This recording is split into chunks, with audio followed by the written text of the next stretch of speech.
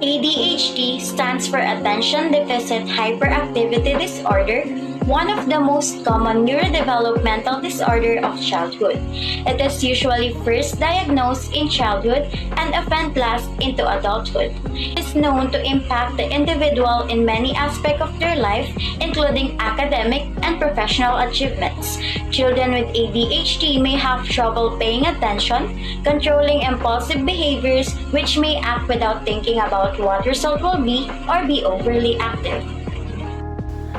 There are three main subtypes of ADHD, which are predominantly inattentive with features of lack of attention as the name suggests, predominantly hyperactive impulsive where there is an excess of activity and acting on impulses, and combined type where features of both are present. This is the most common case seen in around 62% of patients. Inattentive examples could be often overlooking details or making difficult mistakes, difficulty maintaining focus or tasks, or during conversations even when there is no obvious distraction. Others are failing to follow instruction, complete tasks, organize tasks, losing items, and forgetfulness. Females tend to display more symptoms of inattention and distractibility than hyperactivity and impulsivity. The hyperactive impulsive features include trouble sitting, still fidgeting, talking constantly including interrupting others or even being unable to wait turns such as in line. As patients get older, symptoms become less evident. Poor handwriting, dyslexia have also been found to be more prevalent in patients with ADHD. Additionally, emotional dysregulation is considered to be a core feature, which is an emotional response that does not fit traditionally accepted emotional response. This could be tantrums or angry outbursts, crying in situations that don't affect other people, or becoming easily stressed and frustrated with seemingly trivial tasks. However, it is difficult to define the point at which normal responses end and abnormal ones begin.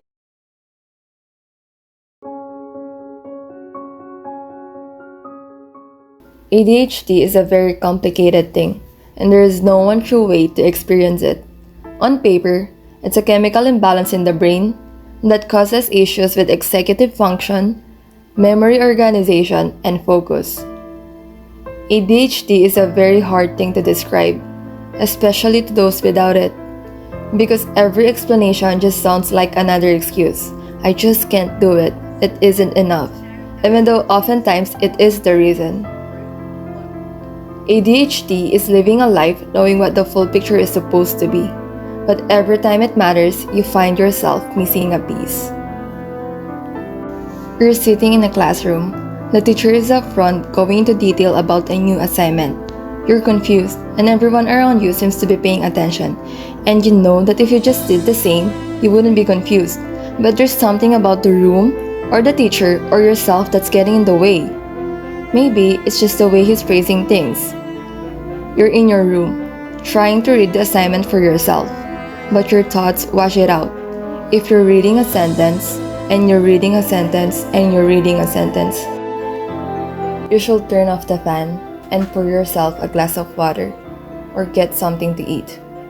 You've really been meaning to stay more hydrated, but you keep losing track of time. I'm thirsty or I'm hungry becomes I've almost finished this task. I'll get it when I'm done. It becomes I've been sitting here for hours tied to my spot by the air and my own nerves, and I'm feeling lightheaded. To be safe, you pour yourself another glass of water. Hopefully, now you'll be able to focus. You walk back to your room and realize the sun has set. You wasted the day. Sticky notes have been known to help you to keep track of what you need to do. So you write a note for yourself and you go to bed. You know it will be better to prepare for tomorrow tonight. But it'll be fine. You've got your alarm set. You'll wake up with plenty of time. You miss your alarms. You miss your chance to pack, have breakfast, brush your teeth, you're missing your keys, and in the rush to find them, you think of all the times you've been here before. If only you could just learn your lesson. Your mom's waiting for you by the door. It's been 2 days. Is it really that important? Yes, it was in the bag, but it's gone missing. Do you really have to find it now? Just leave it.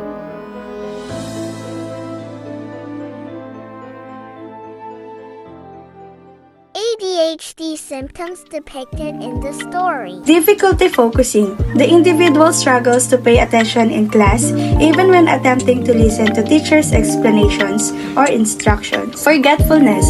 The person frequently forgets important tasks like setting alarms, packing, or completing assignments. Procrastination. Putting off tasks until the last minute or failing to prioritize responsibilities is observed. Time management difficulties. The individual struggles to manage time effectively, leading to missed appointments or deadlines. Emotional dysregulations.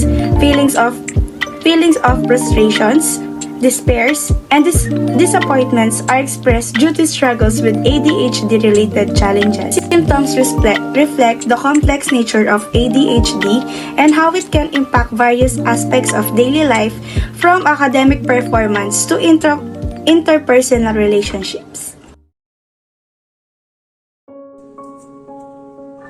Hello, Alex. Thank you for being here today. So now we will start talking about your appearance.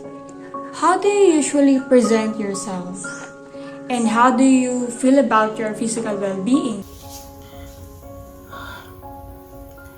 Honestly, not great. It feels like my mind is always in chaos. Understood. Let's move on to speech. How do you communicate with others and how do you notice any changes in expressing yourself?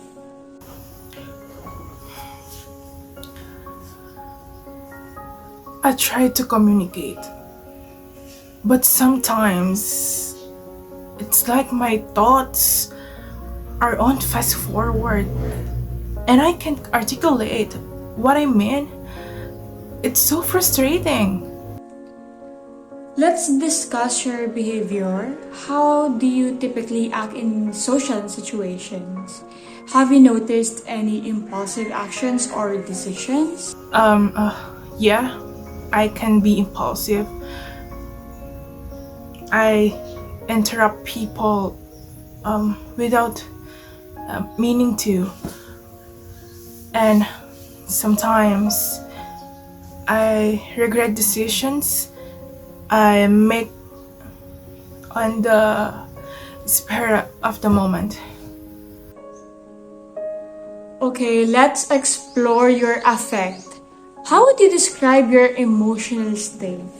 Do you often find yourself feeling tearful, blunted, flat, or depressed?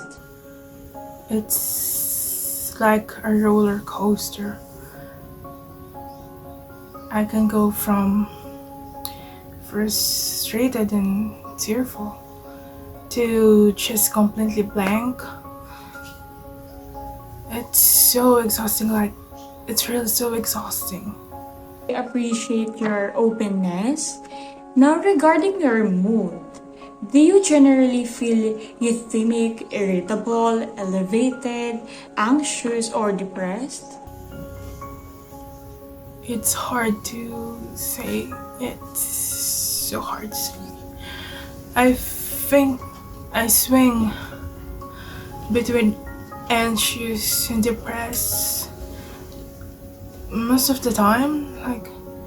Rarely do I feel like normal. Let's move on to thought process. Do you find your thoughts are usually goal-directed and logical, or they often feel disorganized? It's all over the place. I try to focus on task or any activities, but my mind just wanders. It's like chasing a never-ending streaming of thoughts. Thank you for sharing that. Now, thought content. Do you experience racing thoughts or intrusive ideas that bothers you during our conversation or in your daily life? Oh, no, not really. It's more about the struggle to stick one thought rather than too many. Moving on to perception.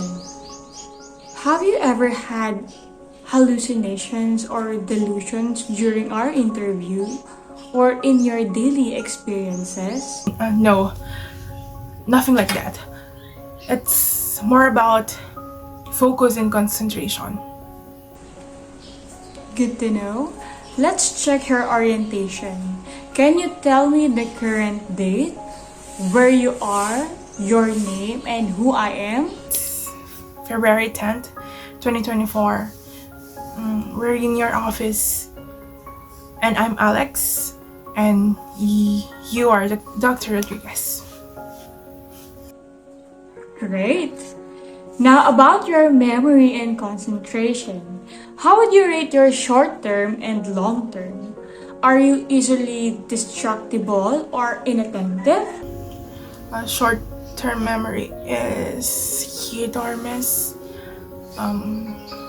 Long-term is better, but I get distracted so easily.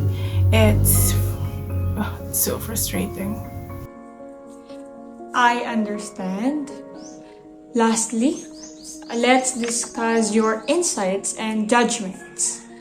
How do you perceive your ability to understand your situation and make decisions? It's not great. I know I should be doing better, but I can't seem to figure out how. Well, I feel stuck in this cycle. Thank you, Alex. Based on our conversation and observation, it appears that you may be clinically diagnosed with ADHD. We'll work together to explore personalized strategies and treatments to help you manage these challenges more effectively. ADHD awareness. ADHD risk factors. Studies have found that a number of risk factors may play a role in the development of ADHD.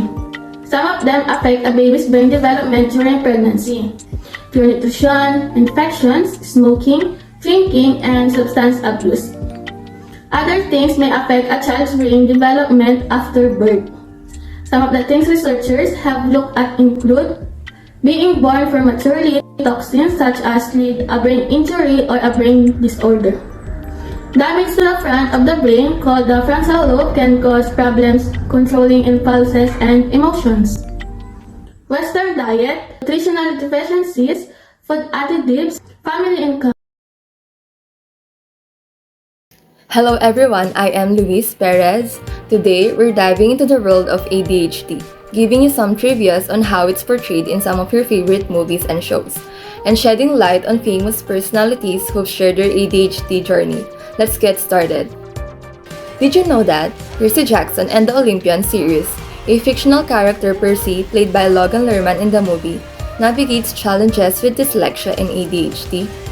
Also, our favorite TV show during our childhood, SpongeBob SquarePants, is also a character with ADHD wherein SpongeBob's hyperactivity, impulsivity, and distractibility make for hilarious and relatable portrayal of ADHD-like behavior. Now, let's move on to some remarkable celebrities who've openly discussed their ADHD diagnosis. First is Emma Watson, whose famous role is Hermione Granger in the Harry Potter film series. She has spoken about her struggles with ADHD during her academic pursuits and how she manages her focus. Second is Justin Timberlake, the multi-talented artist, has spoken openly about managing ADHD and how it influences his approach to work. Here in the Philippines, singer-songwriter Moira De La Torre did not have the easiest time in recent years. She opened up about her recent condition in which she is clinically diagnosed with ADHD. That's all.